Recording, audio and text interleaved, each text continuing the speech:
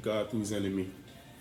This was not a purely selfish desire. David knew he was the Lord man with a special calling to lead people to God. In the sense, David's enemy were the Lord enemy. It's the same, the enemy over the people of God. It's the same way when you're serving God verified, glorifiedly, whatever is your enemy, it's Lord enemy. But you have to be faithful with God. Without faithful, you lose everything.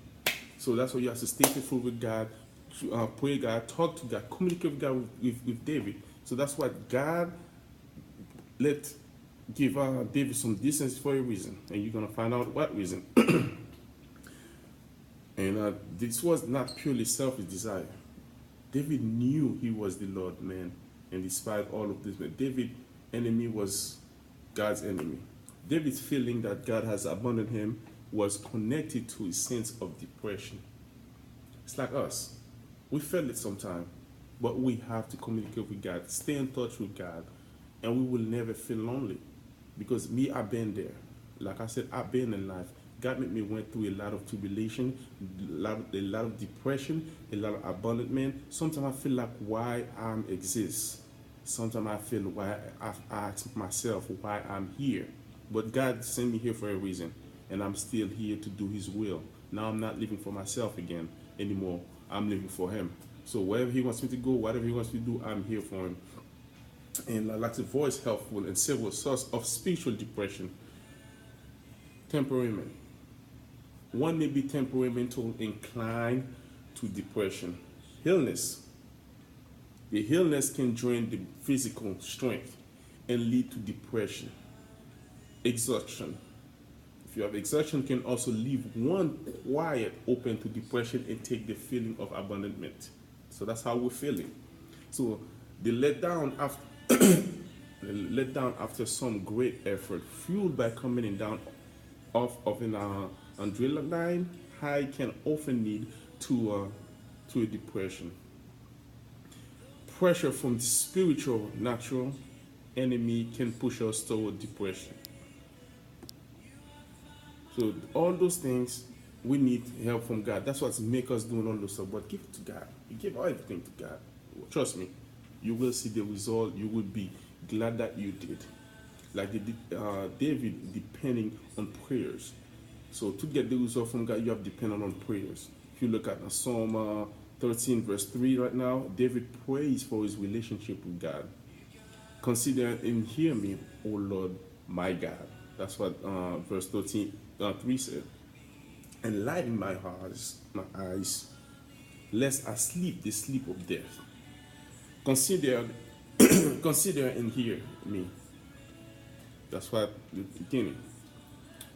We should not think that David means two different things when he said, consider and hear me. He used the Hebrew method of repetitions to show emphasis. David desperately cried out to God, asking the Lord to hear me, to hear him. But David felt God was not listening. Will you forget me forever? So how long will you hide your face from me? That's not still in Psalm 13 verse 1. However, he continued to cry out because God is honored when persistently and desperately cried out to him. Because God loves when you cry. God loves to see your heart, your everything in use for him. You have to give it to God, and God will answer all your prayer. God will answer. God will hear you. David felt God not listening, but he kept pushing. God often waits until our prayer are desperate until he heard us. Because of the powerlessness of much of our prayer is betrayed by its lack of desperation. Too often, we almost pray with attitude and wanted God to care about things we really don't care about too much. And God knows what we want. It's us. Desperate prayer has power, not because it's itself persuading a relating God. Instead, it's demonstrated that our heart cares passionately about the things God cares about. fulfillment Jesus promise, if you abide in me and my words abide in you. That's what God said to us. Jesus Christ said to us. You will ask what you want, you desire, and it shall be done for you. If you look in John 15 verse 7, enlightening my eyes, David said. David has the wisdom to know. David had wisdom to know that thought he felt powerless, the feeling he doesn't see reality.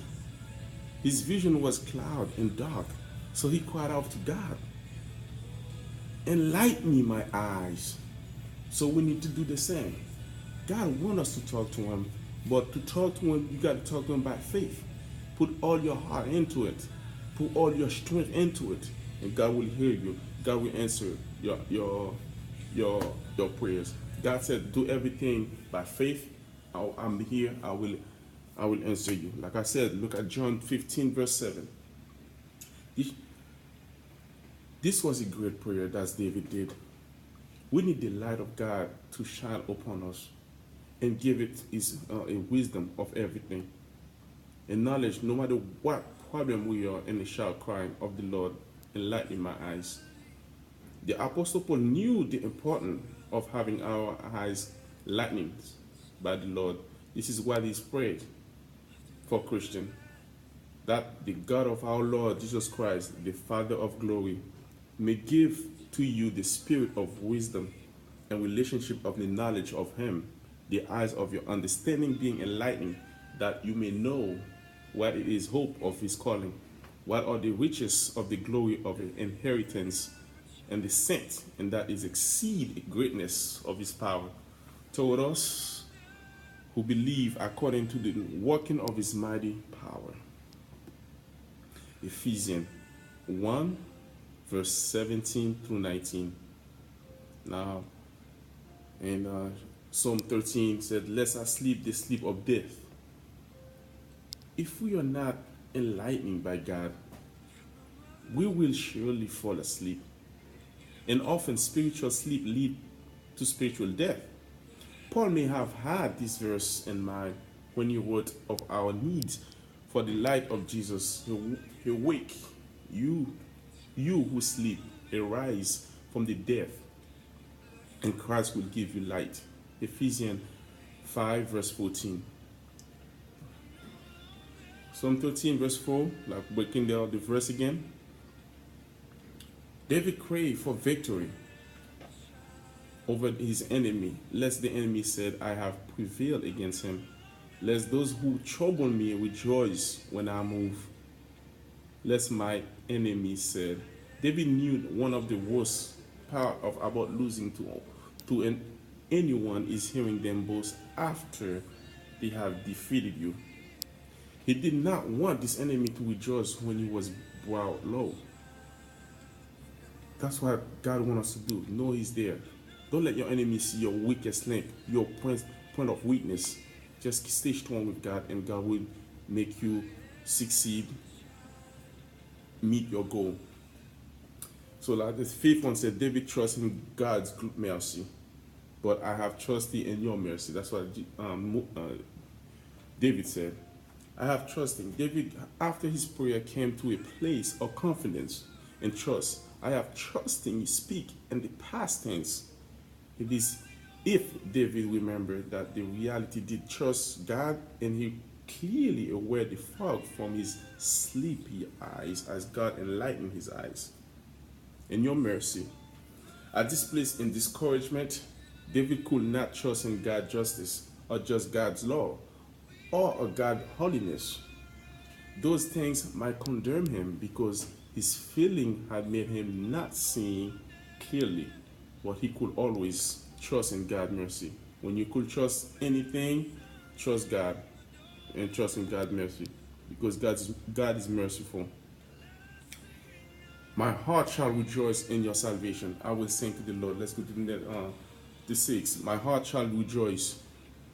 Now David was still in the feeling rejoice, but he directed his feeling instead of having his feeling direct him. Shall shall rejoice.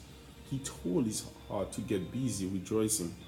In your salvation, this is what David rejoiced in. David, if he could rejoice in nothing else, he could rejoice in salvation, who gave him these solid sounds of believers.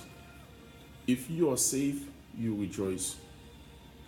And tell your heart to start rejoicing, because God will give you a lot of rejoicing that you're looking for. And I will sing the Lord. David knew rejoicing is wonderful, expressing singing. So we will sing to the Lord. Singing to the Lord will both express his joys and express his joy. David moved from being depressed, feeling abandonment by God by singing joys.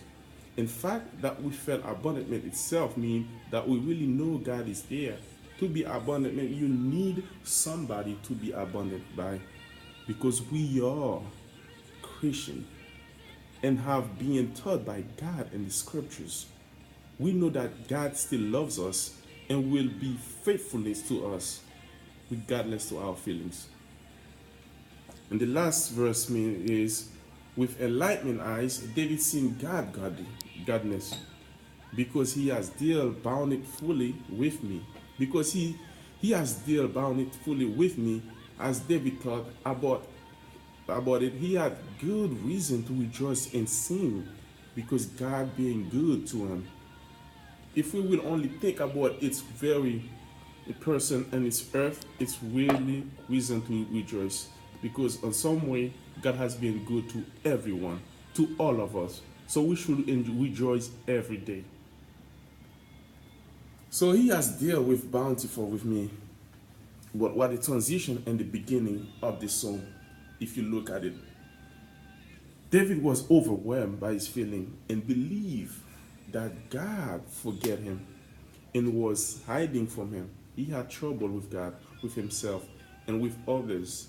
Yet not he saw how God has dealt bountifully with him, because his eyes were enlightened. David could now see godly and what a changed perspective that was.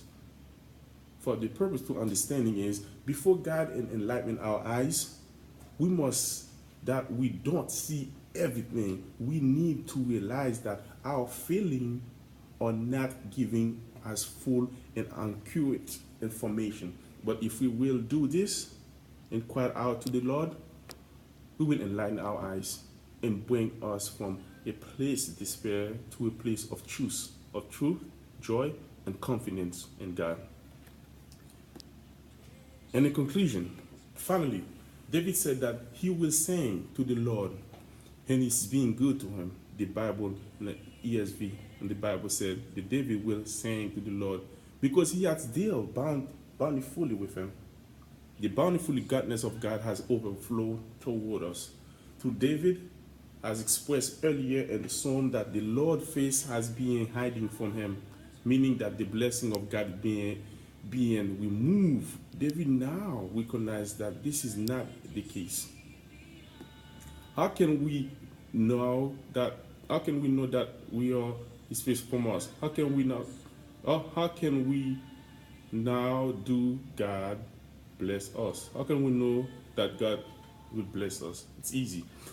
This is what I'm believing in a conclusion. I believe the answer is simple. It is the same reason David could know that God would remain with him, because God has done so in the past. Notice that David speaks in the past tense. God has been good to me. God has dealt bountifully with me. God has done far more for us than we usually can remember. If God has done these things in the past, why would He not continue? He loves His children, and His love is unfolding. Why would we doubt that God will not continue to take care of us? We need to sing out loud to the goodness of God. God has given us more we can imagine and treating us far better than we deserve. When we feel abandoned, let us turn to God and pray. Then let us know that God loves His fulfilling toward us. He will not turn away from us. Let us rejoice in the salvation we have in the Lord Because no matter what,